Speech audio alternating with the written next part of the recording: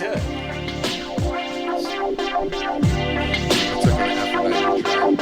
Nice.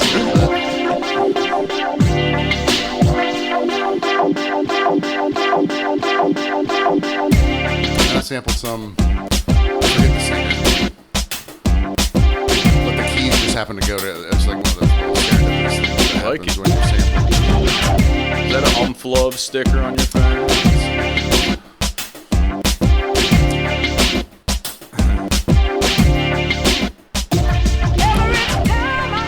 Cheers, you queers. It's from Behind the Barcast, the podcast for bartending, service industry, drinking in general. I'm Paxton Eugene. We got Sunset Kelly on the ones and twos. And all the way from Baltimore by way of Nashville, our friend Brendan. Thanks for coming, dude. What's up, y'all? Cheers to you. Cheers, man. Thanks for having me. Oh, no worries, man. This week and every week, we're brought to you by Thai Bean Art and Coffee Bar. It's getting cold out. Well, it started getting cold out by there. Our standards. Warm up with an iced latte, cool down with a frappuccino. Also, we're brought to you by Inferno Hot Sauce Shop right across the street from Huckapoo's. Emporium. Get hot, baby. So Brendan and I have known each other for at least about 12 hours now? 12 hours. Yeah. Old friend of mine here. And so you work for BMI. Yes, yeah. That's one of the things that you do. One of the things. So for the uninitiated, BMI are the people that come to dive bars and find them for playing wagon wheel. Is that? So, but BMI, they track publishing rights and royalty tracking. We represent like 1.4 million songwriters. Holy shit. So the licensing aspect you were just talking about, that's just one kind of aspect of what the company does. Yeah. Then there's like the copyright aspect and performing rights, basically. Music business. Yeah, music business. God. And it's just an interesting part of the industry. And Is it like so ASCAP? You have to register your stuff with them. Is BMI just another ASCAP? yes. And Yeah. Okay, so gotcha. there's in the U.S. it used to be 3 major PROs, performing rights organizations.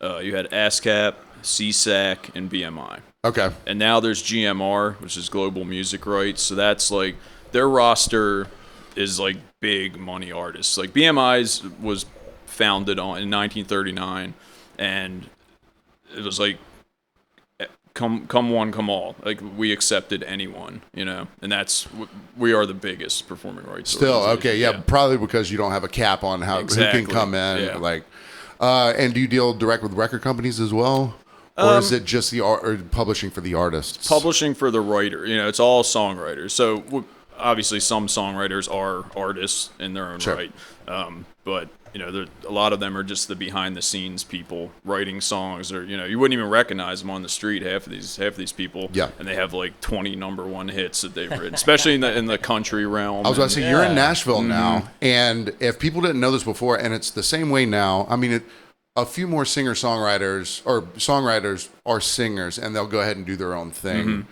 They'll perform their own songs that they write. Right. But in Nashville, there's a giant stable, or maybe like 20 or 25 songwriters who probably have a lion's share of like a lot of the hits that all of these, your Eric Churches and your Dave Grismans or whoever their names are, they just pick songs. They're like, oh, this seems like it would be good. Like Garth Brooks, big artists. There was a show called Live from the Bluebird Lounge back Yes, in the day. yeah. And it had the writers of those songs, and that was an eye-opener for me because I didn't know, I was naive that way, like wrestling being fake or something like that. I didn't know that, there was this, just bullpen of people writing these amazing songs, and they were still great in their own right, but it took a modern, artist to bring to life, I guess. Well, think about it like this. Randy Newman. Yeah. He does really great stuff, But you can leave your hat on. I don't want to listen to Randy Newman's version. Some people make your song, Yeah, Do I want to hear sure. Yeah. take off your shoe? But when Joe Cocker does it, Yeah. it's amazing. So there is a market for the right artist for the right song. Absolutely. Who can perform it? Whitney Houston would be great for this song, whatever. Right, yeah, and that's what people do. Like you were talking about the writers' rounds at Yeah. Bluebird. And that's not just Bluebird; that's all over that city, Yeah. where people get together, share their songs. There's usually industry people there.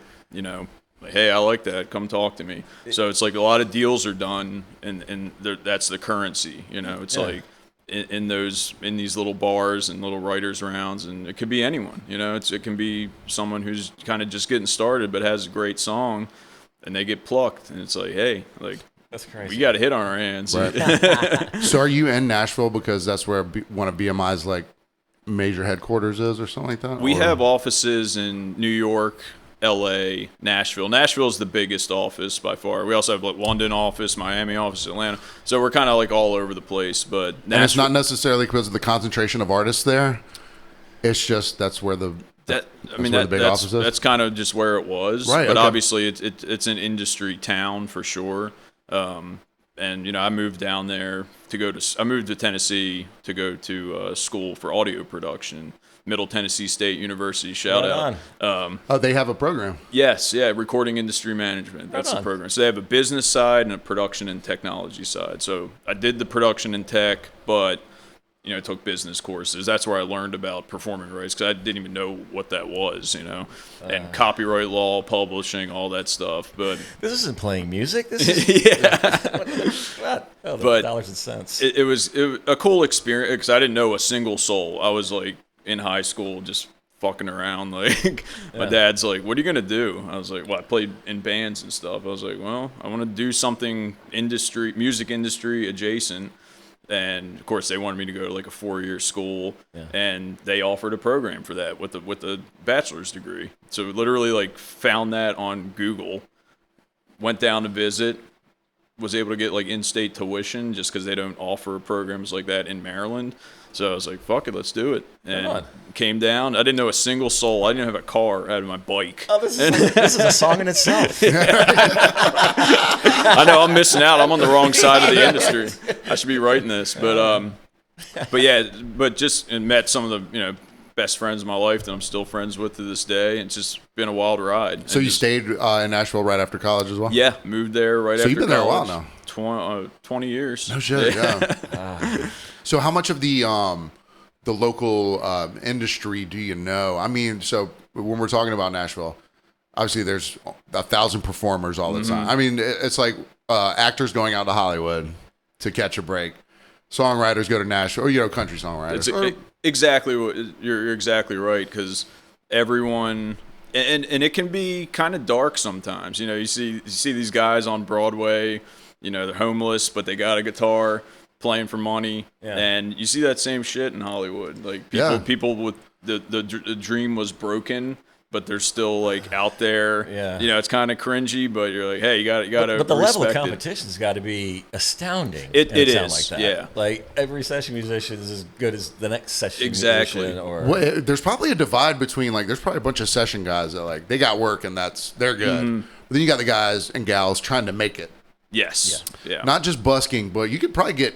There's 100 places that are booking musicians probably, and even more for no money. Yeah, exactly. Yeah, we'll get you in front of pay to play. 100. Yeah, we'll get you in front of 100 people, and we'll give you buy one drink, get the second one same price if you. Yeah, exactly. if you play. But the crushed dream. Mm-hmm. So this guy left, doctor school, and he was like, "I'm going to be a songwriter," and then he's on the street busking. Doesn't even have a dog with him, Yeah. The dog will get you more dollars, man. Even though that's a whole other thing. I hate. This old Nashville saying, "Dogs equal dollars." I gotta get to Nashville. I haven't been there yet, man. You gotta come out. I gotta check it out. Now that we're homies, y'all gotta come visit. We got a plug. 12 minutes for y'all, 12 hours for me. Let's go. Yeah. Well, how often are you like? So you're a photographer as well? Yeah, it's freelance, weekend warrior. Been doing that for about 12 years now. But you're probably not going to Broadway and photographing. Yes, photographing. That's a word now. I put the emphasis in different places. Okay.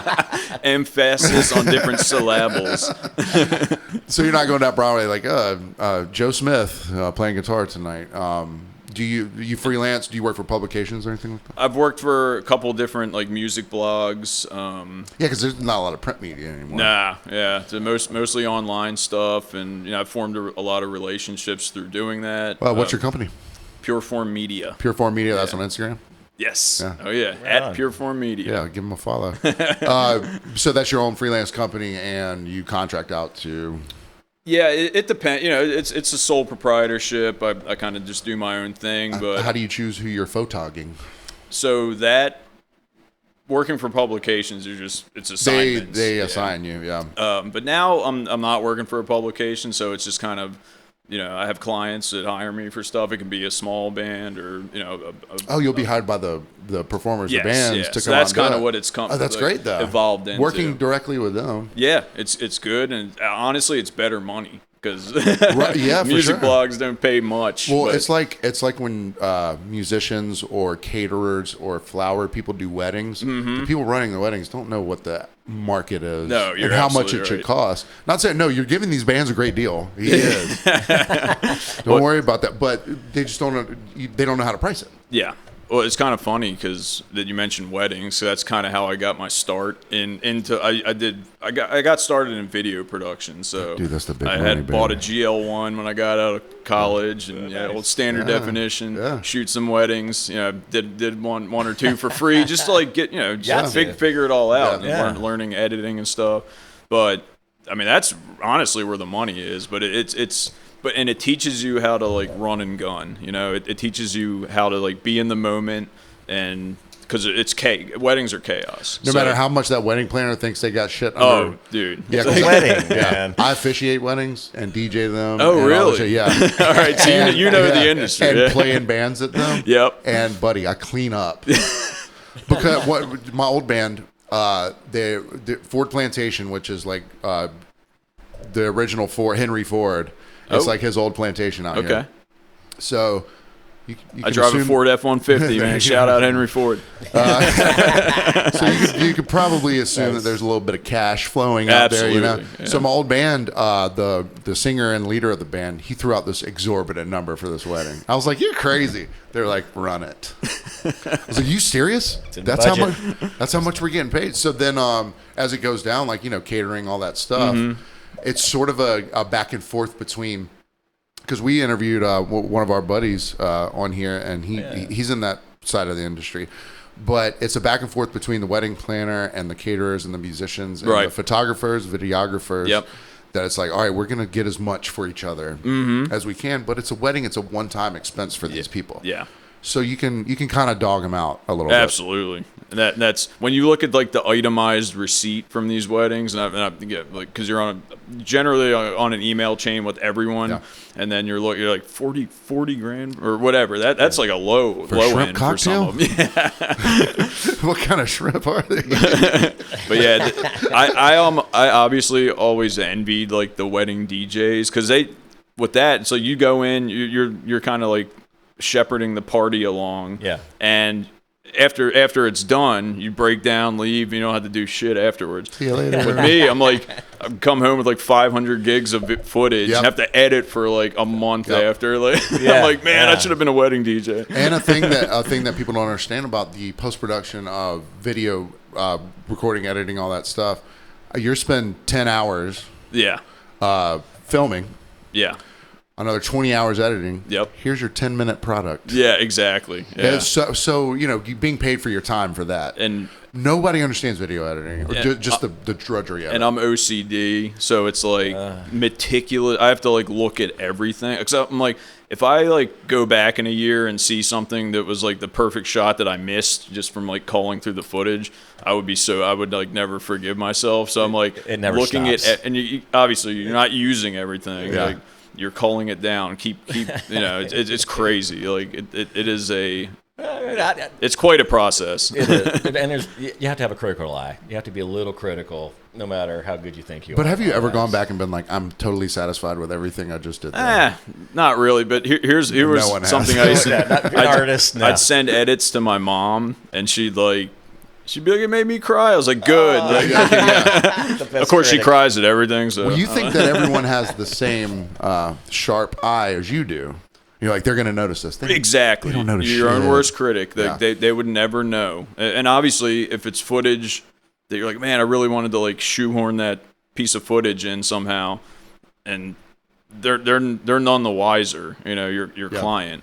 Yeah. So it's like you're your own worst critic, that cliche, but it's so true. And I think there's another thing, because you were talking about wedding DJs and the ease of it, and you're absolutely right, because I mean, it's tough. I wasn't downplaying it. No, you're absolutely right, because what I do is, especially at a wedding, I'm not 2 turntables and doing full mixes. They don't give a shit.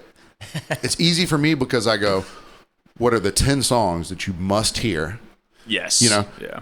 What song do you want the mom and the stepdad to dance to, whatever, the daddy dot, whatever. And then all you have to do is, in terms of formulating the playlist, essentially, is to ramp it up as it gets. Now the kids are gone. Now we can do all skeet. Yeah. We put Lil Jon on. We had our buddy on a few weeks ago. I said, he drives the Breezy bus, the local cab company down here, and I was like, what song gets everybody moving? He goes, Lil Jon, Get Low. Yeah. And I thought he was talking about a folk song, because that's hilarious. Because of the cadence that he said it, and he goes, Lil Jon, Get Low. So I thought, I was like, Lil Jon, Get Low, I'm getting. I was like, oh, you mean Lil Jon? Lil Blind John, Get Low. I love how old folk, whatever, old blues musicians. I'm like, how many of these motherfuckers are blind? Blind Lemon Jefferson, blind this and that, blind Willie, formerly blind Barry. Like, Jesus, what was in the water back then? Colorblind Carrie, half blind Harry, cataract Sam. But it is kind of funny when you're at a wedding and you see little kids dancing to Superman that hoe. I'm like, they have no idea what this is. But a client can't tell you, like, oh, what we really want is a slow pan across the flower section, and land on the bride and groom as they're taking. Yes, exactly. They don't understand how to tell you. For sure, yeah, and that's all kind of, artistic vision or whatever you call it. Are there expectations you have to set for them, in terms of maybe not length of the production or the final product, but of, I don't know. It's like, I'm only as good as the material you're giving. Oh, exactly. Yeah, I've had some. If you have a dull priest or or a Mormon wedding, I've had some. Luckily, most of my clients were awesome. I never had the Bridezilla stuff or any of that. They're all good-looking couples, and that helps. But there's been a couple that just weren't. They're not the best on camera kind of thing. Yeah. So you're having to, kind of ramp it up. It's like a dog, like, whoop, whoop, whoop, yeah. So those edits have quick cuts and and it's all about the music. Back in the day before, there really wasn't a way to license commercial or pop music or whatever. So I was I'd make DVDs and all that stuff. Now it's it's a little different. You get copyright strikes if you're using it. Oh, buddy. But that's even kind of evolved. So it's you just can't monetize a YouTube Oh, right, video yeah. So well, there's so anytime I do music at all, I just make it. Oh, right, yeah. Because I've used what I thought was underneath the limit of demonetizable IP. And I've been hit for it. Yeah, for sure. Yeah, that's a thing. Well, yeah, of course. And I mean, I get it, but the thing is, now you can. I mean, for there's a service for everything now. Yeah. Production music libraries. Yeah, a subscription for $15 a month. They have all these canned songs for sure, in the style of Florence and the Machine, exactly, kind of thing. Yeah. So that works too. But back in the day, it was the Wild West. So I'd have 10 copyright you got songs. Queen on there. Imagine getting sued to oblivion for a wedding. But it's also, that was on a DVD that was for personal use. So it's kind of a gray area. As long as you're not putting on YouTube or wherever. So that's when it kind of became a thing. But obviously, audio is 80% of video. So it's you got to have good, clean audio if it's a talking, or interview or anything. But also a soundtrack, and bed music, that's so important, and that's what I edit to, just because I'm a musician and rhythmic. You want to hit this, and if you have give me the track, and that I'm not work from the track exactly, yeah. And if adding stabs to certain things, for sure, yeah. The impact, whooshes, whoosh. Yeah, the impact it changes so much. and people don't understand that it's doing it to them. But when you hear, yeah, exactly. It makes it something visceral. It's trickery, man. Sonic trickery for sure. Yeah. You can make the dullest shit. You know, dun, dun, dun, dun, dun, dun, you know, if you put that little bed of music down under it. So, did you do any stints in the service industry? My first job was washing dishes in a restaurant when I was 14 years old. I think shout out Falston Seafood. Nice. But yeah, it's never bartending. Yeah. But I worked at bars. I did live sound at a bar in Murfreesboro, Tennessee, Wall Street. That's all right. So let's dive into that. Is there a bar called Wall Street in Murfreesboro, or you're Murfreesboro, Tennessee, and then Wall Street? No. Wall Street is the name of the bar. Oh, okay. That's a big jump. No. I never worked on. Yeah, technically I worked on Wall Street. Wall Street, New York. As a sound guy at a bar, pub, whatever. Yeah. So I've had many experiences with many different guys from musicians' side. There's guys I loved. There's guys I hated. There's guys that just did their jobs, you know. But I feel the really good guys that are good at it, they don't wear it as if you want another microphone. Yeah, the pretentious sound guy. I brought a 58, my own 58 beta. Yeah. Because I like the frequency response it has on my particular voice. Right. Now bring it in. This guy goes,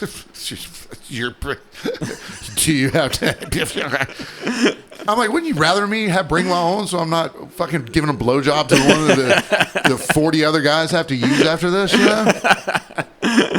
But then on the other side, as a sound guy, tell me how much you did this. A band's like, I need more kick in the monitor. And you're like, oh yeah. Is there more? Yeah. Like, yeah, that's good, buddy. Well, the guitarists are the worst, obviously, because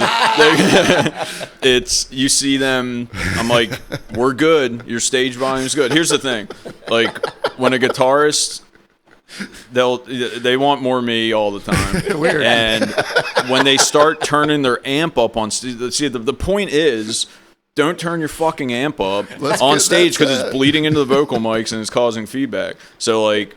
I'm like, you're good here. I got you cranked out here. Like, it sounds fucking awesome. Then you see the guy, like, turn around every couple minutes, and he's, just nudging it up a little. I'm like, dude, what the fuck? And there's a couple times I really wanted to just run up on stage and just turn this guy's amp while down. staring him in the eye. You need to be like Caesar Milan, the dog whisperer. Like, yeah. But in that case, you just take everything out of the monitors, and, like, you're fighting feedback. Like, that's what being a sound guy is sometimes, especially this place. The place I was telling you at work, they had this old like PV board from like the 80s, and so you weren't working with the iPad then? No, it's pre-iPad. This thing's got like cigarette ash all over it. Yeah, like, crank it to get it started. All the pots are like it was a pull crackly and shit. It was vintage, but it was awesome to work. It was one of those things where it's like it's not the best tool, but it worked. And if you figure that out when you get on like a nice digital board, you're like, woo, hell yeah. It's like that first acoustic guitar where the action's all super high. Yep. You can barely hold on to it. As soon as you pick up like an electric with nice action, you're like, this damn. is so much easier. Yeah. There's something to be said about that, and that's kind of how I approach a lot of stuff, honestly. If you can will that, I'm like, that old PV board learn to work. on the shitty gear. Yeah. I learned photography on a shitty camera, like what I could afford at the time. And like it's like that with everything. I'm big into bike riding, and I started riding on like a shitty bike, and like nice. Now and then when you get the nice one, you're like, oh fuck, I'm ripping, dude. Are you mountain, fixie, beach? Mountain bike. Mountain. Yeah. Okay, all right. I rode BMX and stuff growing up. I actually went to a place out in Joseph Tribble Park. They got some dirt jumps out there. Oh, Todd Triplett. Yeah.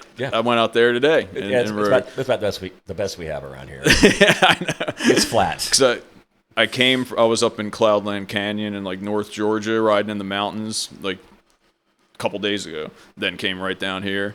Nice. And so I still have my bike with me, obviously. Well, what brought you here particularly to Tybee? I've never been. Yeah. And I've always wanted to go. I wanted to check Savannah out and Tybee.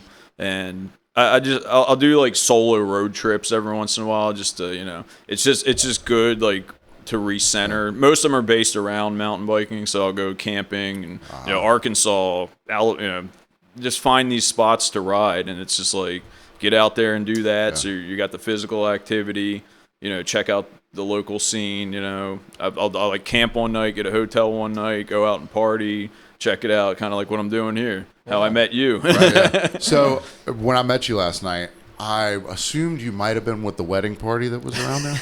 Yeah, we need to talk about that. Here's how I figured out that he wasn't. Okay, so this guy, part of the wedding party, and they were generally fine, But this is after a wedding; everyone's tossed. Yeah. Well, there's this guy on crutches, and he comes up to sit next to Brendan, and I think the first thing I heard Brendan say was, "You okay?" But not because he was on crutches. No, man. The crutches had nothing to do with it. And I was like, I wanted to ask him that too. Yeah. Not about the crutches. Bro looked like a victim, dude. I was like, you all right, man? And he was a nice dude. He was probably these people. Are you here on your own volition? He wound up being like the nicest one out of the bunch. But like, until Jesus Coombs tried to fight him. I was like, what is going on here, man? You got Jesus on the scene. That's so funny. But that one kid, there was that one little punk ass kid that was, what was the other bartender, the gal? Rachel. Yeah, so he was like saying some like super disrespectful shit to her. I was like, that bro. Inside? No, it was when we were outside. Oh shit! I think he actually kind of like apologized to her. But I was like, dude, was that like, the kid that sat on the other side? You said he was from Wisconsin or something. Yeah, like that? Okay. He was just a little. He was like, kind of a twat, dude. He was just a little like disrespectful prick. I was like, what the fuck, man? Like, that's not how you. First off, it's not how you talk to anyone. Second off, it's not how you talk to your fucking bartender. And if it's some slick backwards way of trying to like hit on her or something like that, it might have been. Who knows? Has that ever worked for you? Dude? Have you had success doing Maybe that? it did once, and he just lives his fucking life like that. Yeah, that was interesting. So he wasn't a part of that party either. He was, but he was like peripheral. I think he was there like with a friend. He didn't seem like he was in the amoeba. No, I don't think he was. Yeah, he was just like a suckling little piglet off to the side, being a little fucking douchebag. A fucking remora on the bottom of a shark. That kid is just a parasite, man. A barnacle and a blue whale. If you listen to this, you know who the fuck you are. The first thing he said to me, a barnacle. I love that. First thing he said to me, he comes up and he goes, "Hey man, or I'm sorry, that's bad Wisconsin. Hey man, how much are your vodka and cranberries?" I was like, $4. He goes, like, "What are you on your period?" All right. What you got your period? My girlfriend drinks that. He goes, yeah, because our bill was a little wild earlier. I was like, all right, dude. Wild. I don't know what that meant. I don't know if he thought the bartender before me, because he had been there all day. Oh, okay. He was there when I got on my shift. Oh shit! All right. And I don't know if he thought the bartender charged him too much earlier, but immediately I was like, okay, it was wild. I know you were done with them. You like you closed me out. You're like, I gotta get these fuckers got to get out of here. You're cool, man. But, so all the attention started to turn to Brendan a little bit, because he was the belle of the ball, because he was the person, he was the anomaly amongst these people. Dude, I think I drank like 7 fucking lemon drop shots. They kept like, oh, dude, I was hurting this morning for sure. I rode my bike home, because I rode my bike up there. Yeah. I was riding home, like down like kind of the side street with my iPhone flashlight, just like, please don't eat shit. I made it home, woke up, I still had my shoes on this morning. Okay. So it was one of those nights. World-class mountain biker bike sit on Tabby and soft sand. Tabby tattoo to follow. No, that was good times, and obviously I appreciate the hospitality. That's I have a buddy back in Nashville. Like we've gone on a few trips together, and it's like the first thing you do when you get to a new town, go to the local bar near your house, make friends with the bartender. They'll tell you everything you need to know. That's a big deal, man. It's like if we're gonna get on the service industry tip and what you do, it's like you're not just slinging drinks. You're a fucking like liaison for the town, or a concierge, so to speak. Right. Who was our friend from the UK?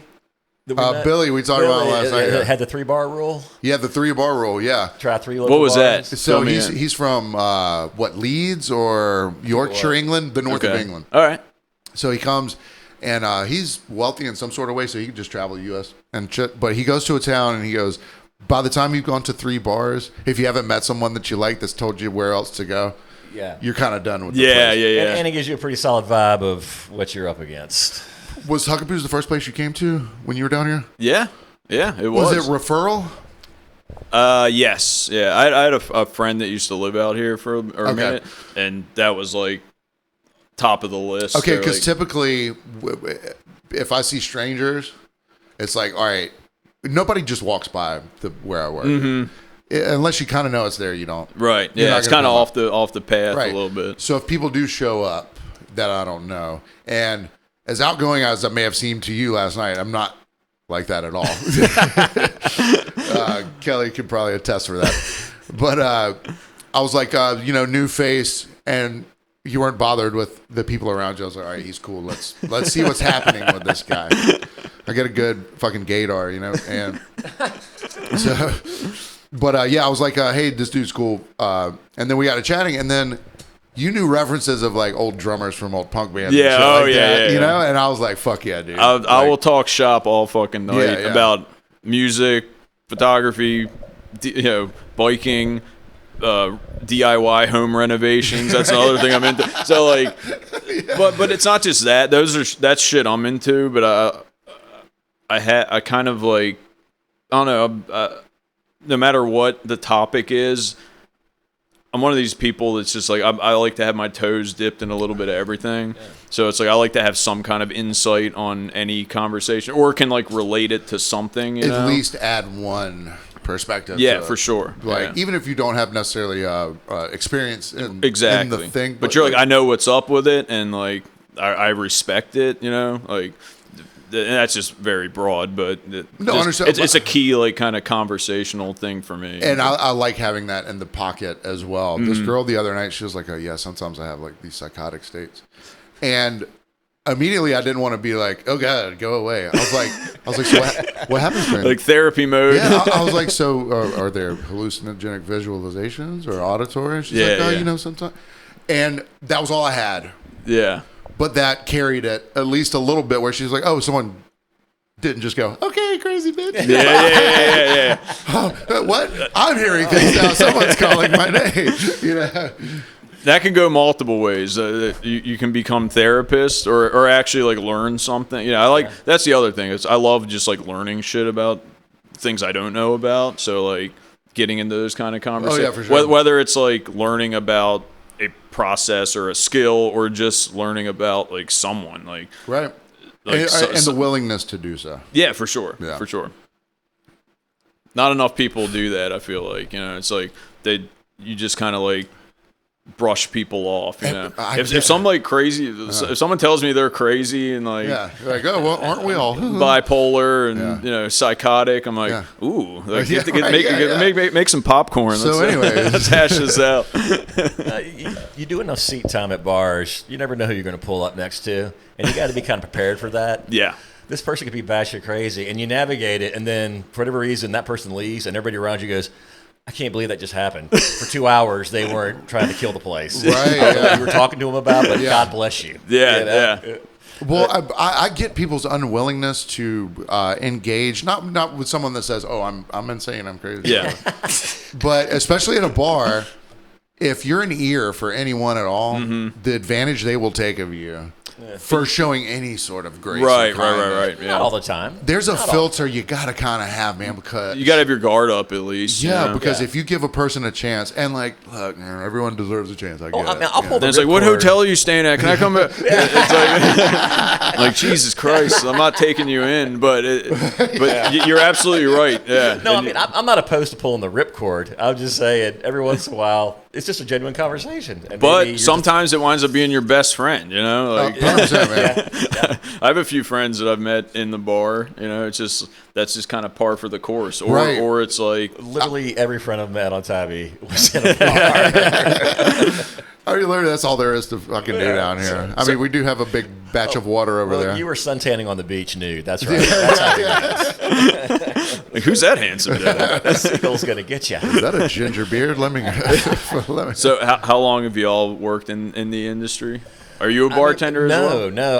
I drive the breezy cab around the Oh, islands. nice. This is my first and only foray into that side of it. They serve them up, and then I do my best to deliver them to their next spot. Oh, that's great. Yeah, all right. that's what I do. So my interactions it's a symbiotic relationship, right? And my interactions are a lot shorter than his traditionally are. That kind of thing. But they're in worse condition when they get. Oh, yeah. But we handle them. But just like He's caterers, like shoveling out people into the breezy cab. Some nights. I don't do that. I don't do that to Cardinal Kelly. No, whatever. I mean, I've done it. You've done I've done it. No, but it's just like the wedding planner to the caterer. Like, I'll send cool people his way. Referral stuff, Exactly. And vice versa. That's what makes the world go round, dude. And vice versa. Restaurants down here, I'll do the same thing. It's like, if you suck, I'm going to send you to a place I had like. a completely different background. I was in graphic design for really? decades. Yeah. Awesome. And then came here and just life being life and all that, and just started doing it as a Band-Aid solution for something else.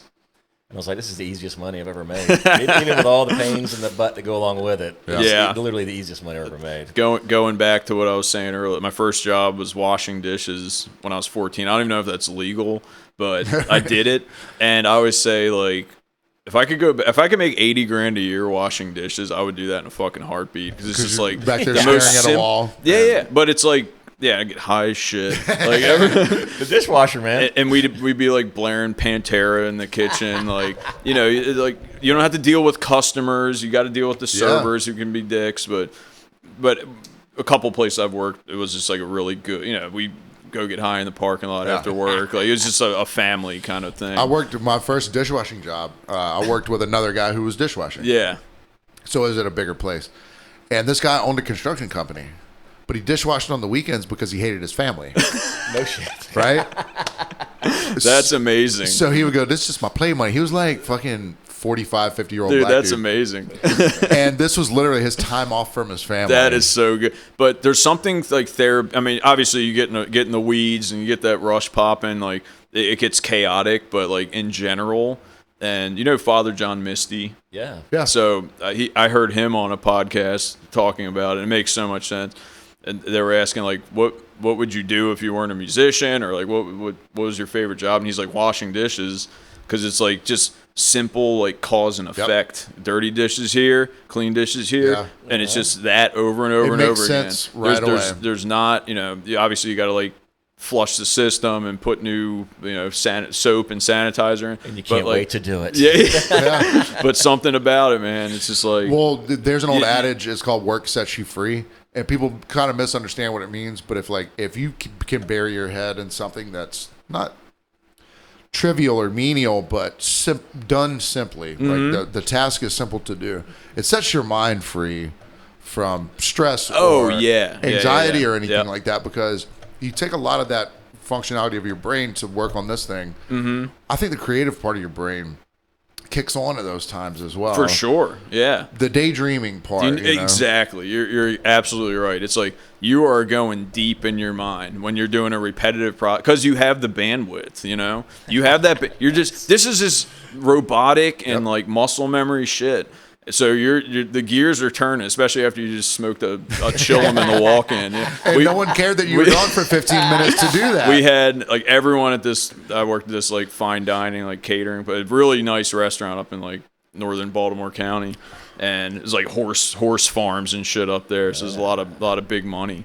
But everyone there either smoked or sold weed, and so we'd had a little code. It's like, go get me a pineapple. So there was always like a one-hitter in the pineapple box. I don't even know if we served anything with fucking pineapple in it. They bought the pineapple box purely to house drugs. But yeah, it's like here's the other thing. It's like it's a menial task, I guess, but like it's with purpose. Like a restaurant would fucking fold without clean dishes. It's like you have ultimate purpose there. Yeah. There's a couple times when I'd get pissed off and like threaten to walk. I was like fucking 16 years old. I'm fucking out here. They're like, no. You can't control me, man. I am taking the pineapples with me. Little pip squeak. But you see people really start like, shit, now we're gonna have to get the shift manager is probably gonna have to jump back there and watch. He's like, I do not want that. Give him another quarter an hour. You get a 50-cent raise, my friend. I'm like, yes. And all the free Coke. Not that Coke, Coca-Cola. You know, it took me a free fountain drinks for like 1,000 times to learn in the dish pit was don't spray the sprayer into the ladles. Oh, dude, yeah, it's coming right back at you. Yep, you're getting soaked. Yeah, you got to get that angle right, dude. You can hit it at that angle. Because I'd learn the lesson and then forget it after I visited the pineapple box. Going to the pineapple box. We got new vernacular. That's code here, now. Yeah. Huckleberry Booze needs a pineapple box. We do have, but And we that actually way use probably pineapple. And then you can use that for any drug, folks. Like, Real quick, I got to touch on this because we got a million comments about it last week. I told a story. Kelly gave me one of his stepdad's vests. It's a LL Bean vest, Columbia vest or whatever. classy. So, just a quick rundown of what happened last week. I was exercising in the park, and I was wearing normal clothes one day. This lady was out there with her dog off the leash. Mm-hmm. She looked at me, didn't care that the dog was off the leash. Right? Yeah. The next day when I went out there wearing that vest where I looked like a douchebag sort of thing. Same woman, same dog. She saw me, thought I was going to be a Karen, and put the dog on the leash immediately because of the vest that I was wearing. That's awesome. I was profiled. The LL Bean? Yeah, I was profiled. Okay. The Karen catalog. Today, and Kelly didn't notice this, but we're at the same park. Kelly and I are playing disc golf. There's a lady walking around there with a vest not unlike the one that I was wearing. So people commented last week. They're like, "What did this vest look like?" I was like, "You, in your mind's eye, you know what this vest looks like." I'm getting a visual. Yeah, if you were to look at me and think that I'm going to call the cops because your dog is off the leash, that's what the vest looks like. You know what it looks like. So this lady's walking around the disc golf course today. So there's a walking or running track that goes throughout the park, and it weaves in and out of it undulates. I like that. It undulates through the disc golf areas, And I see her from across the way. She's sort of near one of the baskets, one of the metal jellyfish. And I see her raise her hand up, and I was like, I don't know this. I would not know someone in a vest like that. She's holding her hand up so that Kelly will not throw the disc. Oh, I saw that. Like, is she Heiling Hitler, or is she like? I mean, you would think with that kind of vest on. I hate to profile after being profiled, and I couldn't hit her anyway. A woman like that with a vest on, with her hand in the air, is never a fucking never good. thing. It's never like, "Hello, how are you doing? Would you like to come to Thanksgiving?" It's like, "Excuse me." So I saw that moment. I completely took it as, "Bring it, baby." I thought she was like waving, like sling that air out. No, buddy. Oh, she was telling me it all the time. She was telling you, sir, do not throw that 12-gram plastic disc anywhere near me.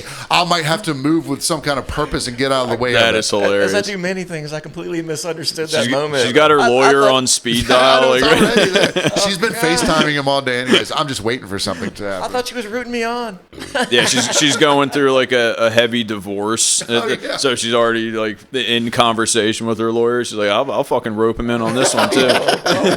You're already on retainer, buddy. Let's tack another one on. Oh man! All right, so we need to go out there looking homeless or from the adult aid centers over there. No, all we need to do is get a duplicate vest of the one that you gave me. Oh, and then we need to wear the vest. We need to Karen with Karen. Oh, that's we great. Will stop traffic. Fight Karen with Karen. Whoa there, buddy. Where's the fire? Come on over here. So being in Nashville, and working in the industry that you do, how has that affected your view of when you absorb new music or just music that you haven't heard yet? Oh, dude, you have a... That's such a great question. Sometimes it's like just being completely engulfed in music, and I love it, and it's like having that as my livelihood. But at the same time, you get jaded. Honestly, sometimes I'm like, I don't want to hear any fucking music. Like, every bar in Nashville has live music. I'm like, I just want to have a conversation sometimes. I don't want to hear someone struggling through their career. Like, I'm honestly just kidding. I mean, I love music. It's everything. But like, You just get a lot of that around there, and it's just like it's kind of pounded into you. Yeah. So, you know, in this day and age too, there's so much access, and even with like films and stuff. So like my gauge now is like when I hear something that like absolutely moves me and like takes me out of that space, that's when I know it's good shit. I'm like that with movies, you know, because it's like when you're like production oriented, you have that kind of mindset. You know, all like the behind the scenes shit of like film and recording. You know, you're sometimes you're just listening like technically. You know what I mean? So for me, like artists like talking about Father John Misty put a new album out. I brought him up a couple times, obviously, but I listened to his record like on the way here, cruising, and I'm like, it completely just took me out, like the sonic layering of it. I'm like, this is absolutely beautiful, and it's like I'm not even thinking about anything but, you know, the quality of it and the songwriting. I'm not like thinking of it technically because it's like putting me in a headspace. Like the visceral. Communication of the artist to you, like, because you can listen to stuff that production-wise isn't like. Think about the first Iggy Pop. Yeah. Or a lot of the first Misfits stuff. Mm-hmm. Oh man, it sounds like they're banging on trash cans, but the songs are so good. Like you said, visceral is a great word for it. And being in the industry, and especially in Nashville, I bet the referrals to you, like, oh, you got to hear so and so, you got to hear so and so. You're never gonna. I mean, you might end up loving something that someone tells you that you would like, but it has to be a personal discovery. For sure, yeah. Especially when you're inundated with so much with it all the fucking time. Yeah, and of like a similar genre. Well, it's the other thing is like so much is like country and pop music and, you know, whatever it may be. It's so just like formulaic. You know, it's like I've heard this like regurgitated a million times over. So it's like. That like I said, it definitely like jades you. Isn't it weird? This is, and I'm glad you brought that up, like the formulaic part of it. So isn't it weird that I can listen to someone that did a blues song today, and it's all 1-4-5. You know, like if you're talking about formulaic, blues. It's called the blues for a reason. Oh yeah, it still seems fresh because for sure. That. But the other formulaic thing of like how Nashville songs are typically constructed, not all of them, obviously. But you start like, I wonder if the key change is going to come after the bridge. Yep. You know, you can predict it. Exactly what it is. Oh, I'm Nostradamus here. They did a key change. And the other thing is like the production on some of these songs is like so it's like too perfect, you know. Yep. And I appreciate like I love just like kind of but warts make every. I mean, for sure. Genital. Like hearing John Bonham, the squeak of his like kick drum pedal, dude. Like I love shit like that. I do love like pristine production on certain things. Like you listen to some of these metal records, like Meshuggah or something like that. Just fucking crazy, like mathcore, like giant layers of just cascading, and it's like distorted guitars, pretty like perfect shit. Yeah. But like I don't know when it's a formulaic song. Has like pristine production and doesn't have any like substance to it. I'm like, fuck this. Like, and here's the thing. It's like we do like quality assurance for like our top earning registrations at work. So like, if something's off, if we have like conflicting registrations from publishers, we have to like reach out and get everything sorted out. It's a conflict resolution kind of thing. And you know, we do like 250 to 300 songs a quarter. These are the top earning songs like in America.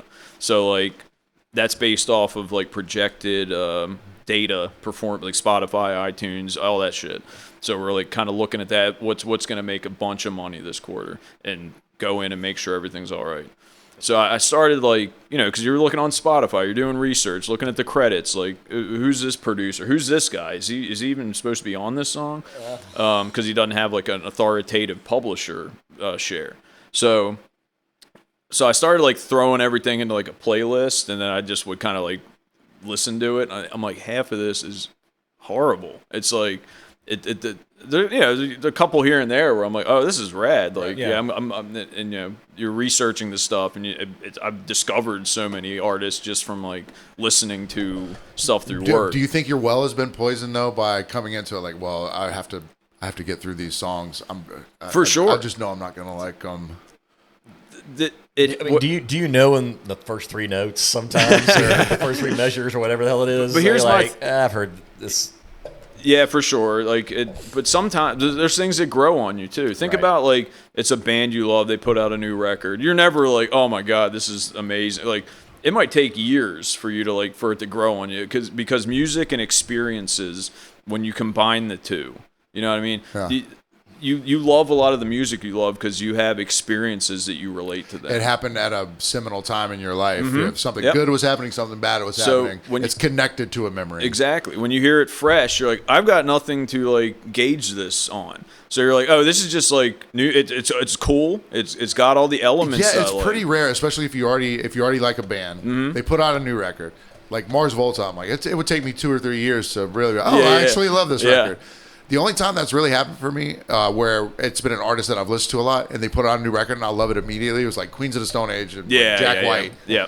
Maybe. I mean, they're masters for sure. Yeah. Obviously, there's exceptions to the rule. Right, but for the most part, anything that's newer that you don't have your, memory connection to, or your, sensory connection to, for from sure. Something that happened That's earlier. all part of it. That's all part of what music is, and how it becomes a classic song, or how it becomes. But even if it's not a classic song, it's got meaning to you. You know what I mean? Like, oh, I love this 311 song from in high school because it's like. If you heard it today, you'd be like, "That's fucking trash." But since it came to you, it's nostalgic. There's No, I won't get it. There's a podcast called Your Favorite Band Sucks, and it's actually a guy in Nashville. It's David Allan Coe's son. Oh, wow. Tyler Coe. Nice. So, they trash, all the nostalgic bands. You know what I'm saying?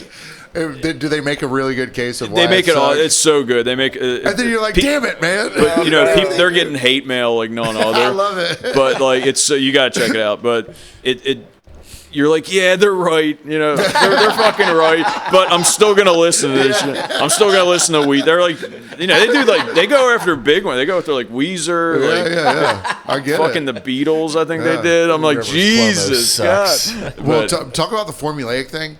If you want to know if an industry has become formulaic, take note of what's called the Nashville note system. It's the Nashville number system.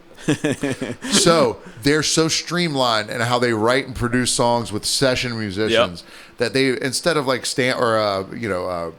the traditional music staffs. Yeah. It's a number system. They go in there. It's 1-8, 1-8, 1-8, 1-7, whatever. In any session you're in, I worked in a studio there in Nashville for a little bit. They just hand those charts out, just numbers, keep it simple. It's actually kind of, it's just, it's cool. But that shows you how much production line, right, assembly line. But here's the thing: when you see guys like these session players, they're going off this simple number chart. You can kind of cruise through that just doing the basics, but it's the shit they put in between there, the embellishments. If the session musician gives a shit about exactly who he's working and a lot of for times they or don't. with. They're hungover, just get me through this shit. But going further with the session players, because that's a big thing. We were kind of talking about that last night. A lot of these guys make a living off that. They might not even be songwriters. They're hired guns in the studio. They're playing on Broadway. They're just hired guns. And, drummers are at a higher, because there's a million guitarists everywhere. And that's the homeless guy on Broadway plays guitar, and he's good at it. It's literally just barrier to entry, though, because it's easy for your parents to buy you a guitar. Yeah. Oh, yeah. It's easy for your parents to buy you a bass. Parents would never buy me a drum set. Yeah. It's easy for you to just sing a whole drum kit. Yeah. That's kind of a big ask. It's loud to learn. Yeah. Exactly. It's that's a whole other thing. It's like playing soccer versus football. Soccer, you need two things. Cleats, maybe. Or hockey is the other one. Right, yeah. You got to be some rich ass family. Or you got to have a benefactor, But drums, it's like high barrier to entry. You got to have all this shit, and you got to be able to carry it around, too. Yep. Guitar, you're that guy on the street without a dog. Busking. You can use those 5-gallon Home Depot buckets. Oh, hell yeah. Some of those guys are fucking rad. The first time I saw that, I was on a field trip in Washington, D.C. And I saw this guy in the corner. He had the whole thing. He had parking cones with the buckets on. Dude, he had all the shit buddy. angled, like, buddy. and he's just like, I was and like, those guys are ultra talented. he was killing it. I was like, that's amazing. Okay. But see, the session guys and their lot in life, being okay with their lot in life, it is entirely undifferent from an oboist at the Philharmonic. Oh yeah, for sure. They're not like, oh, I'm going to write the next oboe hit. Yeah. They're like, hey, I'm going to here's my moment to shine. Yeah, and exactly. fucking like crowd surf with the oboe. And so, but they're going to play the songs, of Bach and whatever, because that's okay. Sure. Well, it's a labor of love, man. Like that. So that to you don't me care is about writing songs. That You're to like, me is almost as real as it gets. As being a musician, you're in this huge orchestra, and you're just in there. You're adding this layer, but it's the sum of its parts, Exactly. But you're not like, oh, I'm not getting credit for what Bach wrote 250 years ago, sort of thing. Yeah. So it's an arrangement. It's my arrangement. Yeah. So the session guys out in Nashville, they're like, look, man, like I know what my part is. Yeah. I'm not going to ask, for points on publishing every time. I'm here. I like being a part of this. It's like the name bands like Dave Matthews Band. Yeah. They named it that because he's the songwriter, and those other guys. That's fine. And those other guys are okay with it. They're like, hey, we just like being a part of something, bigger than us. For sure. Which is, That's What it is. That's our outro. We're into the outro. We're at that mark. That's all the time we have. No, I'm kidding. What did you get hired right out of school? Yeah, I'm trying to think of. Yeah, I was still stayed in Nashville though. Yes, yeah. I was living in Murfreesboro and then moved to Nashville. I was still working at a restaurant at the time. Right, yeah. And then got on there. Where are the caverns? Pelham, Tennessee. So that's in Tennessee. Yeah, You've been before? Oh yeah. So Kelly and I have talked about it, but how many people would fit in the caverns? Do you think? I forget the capacity. A pretty I don't low want number, to misquote it. Right, but low number. It's pretty low, but it's big. It's a big room. Well, I just figured things would sell out so quickly. Anything that I would want to. It depends on what it is. I went and saw Disco Biscuits there on Halloween weekend. Yeah. It was. I think I bought tickets literally a couple days before the show. They were doing a 3-night run. Yeah. But yeah, if it's a bigger artist, obviously it sells out quick. So. Well, so as a person who's been in sound design, especially live sound, when you're in the caverns and you look at it, does it seem like a nightmare to run sound? Fuck yeah. And honestly, every show I've seen there, you can, because here's the thing: when you're sound checking and that thing's empty, you don't have. It's a whole different sound when you get the bodies absorbing frequencies. So every show I've seen, first song or two, I'm like, this sounds like ass, and then they just gotta tune the get it tuned to the room, but there's so much. It's kind of crazy because there's not really a lot of echo there. You can clap in there and it's if it's empty. And I've been in there when it's empty. Yeah. That's cool. But when you're looking at the back, you got all stalactites and stalagmites, which looks dope as shit because they got lights going back there, accentuating the but also those are bass traps and sound is just diffracting around and getting lost back there. So every show I've seen there, once they get the mix right, it fucking sounds spectacular. But it just takes a few songs in because if people don't know, your human body absorbs a lot of frequencies. Absolutely. It's like Red Rocks, even though it's outdoors, it's going to sound a little different whenever those frequencies are coming over, human bodies out there. But also has that huge wall where it's it channels the sound. Right. It kind of channels it. It's all perfect natural acoustics. I just saw a clip of U2 sound engineer doing the Sphere thing and all the hang-ups that came with it and how they have destructured. Well, this rack on this level of height is for this frequency, and they delay. They have to put delays on them for how far people were sitting away from. I'm like, man, and obviously the Sphere itself, visually and sonically, it's all proprietary at the moment. People were complaining the Grateful Dead's visual video track, going on the Sphere, repeated itself a few times. I'm like, this is a brand new. Yeah, it's a brand new format. Yeah. And, when they did 30 shows uniquely lighted, it's probably incredibly hard to do. Dude, and think of like everything that goes into that. And I know like for Fish, for Dead, like they, those like VFX guys that are editing all this stuff in this like new format, which is like an immersive thing. That's above my pay grade. I don't know shit about it. It's above everyone. They're getting paid. Right like I was reading something about the money on that, and again, I'm not going to say it because I don't want to misquote it, but it was a hefty chunk of change. Oh yeah, buddy. A lot more than what you're seeing on just regular LED walls at a show. Well, if anyone can afford it, I think it's Vegas. Yeah, I think they're in the hole with that place, is what I heard. I mean, they probably will be for a while. Yeah, but I think they say the house always wins. Oh yeah, they'll be fine. Vegas will be fine, folks. Don't worry. Yeah, I know you guys. That place is a fucking cesspool, man. It's like it's never fun. Been? Never been. I mean, love it.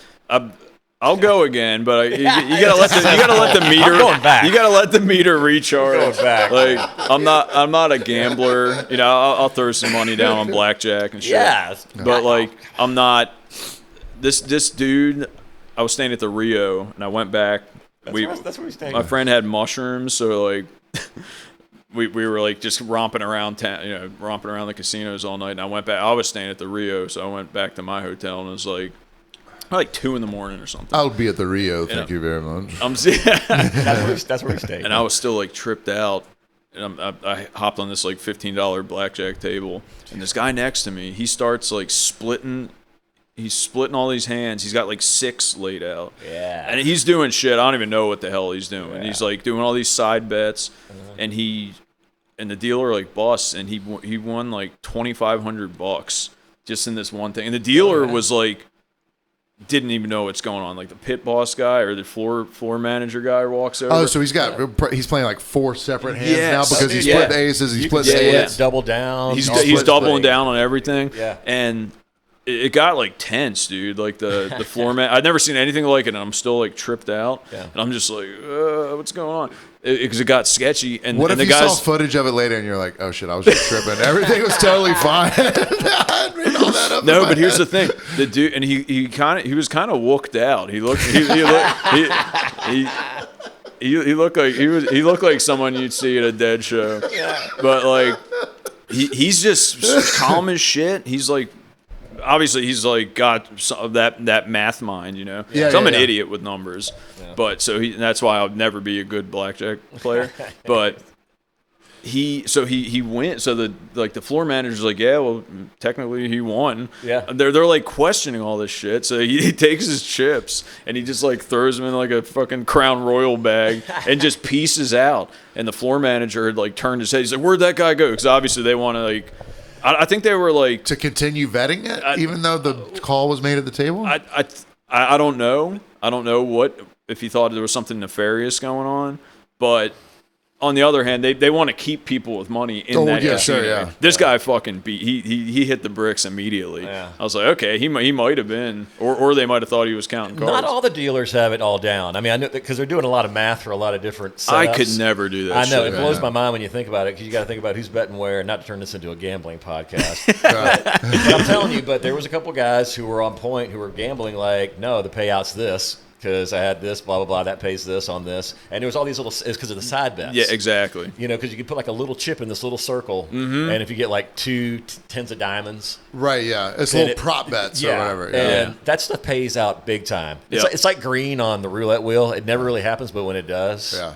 So the math is wrong, but there was a couple people like, nah, dude. No, here's what it's supposed to be. So the pit boss would come over, and no, he's right. I thought you were going to say, man, I was tripping, and he came over with a cattle prod.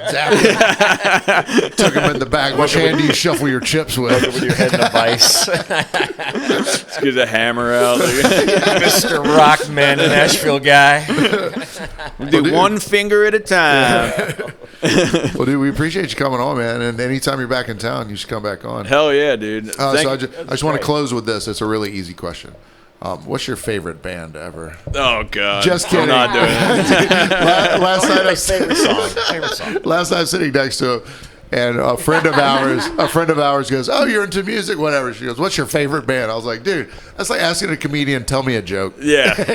I was like, I can't do this right now. But yes, you're a Pureformedia on Instagram. Yes, sir. Yeah, check us out. And remember, we're on Patreon, patreon.com/From Behind the Barcast. David Smiley on Instagram, he does our artwork for us. So give him a follow as well. And you can find us on YouTube. Please subscribe to the channel. Instagram. And that's about it. All right, we love you guys. See y'all later. Peace. Well done. Good shit. Yeah.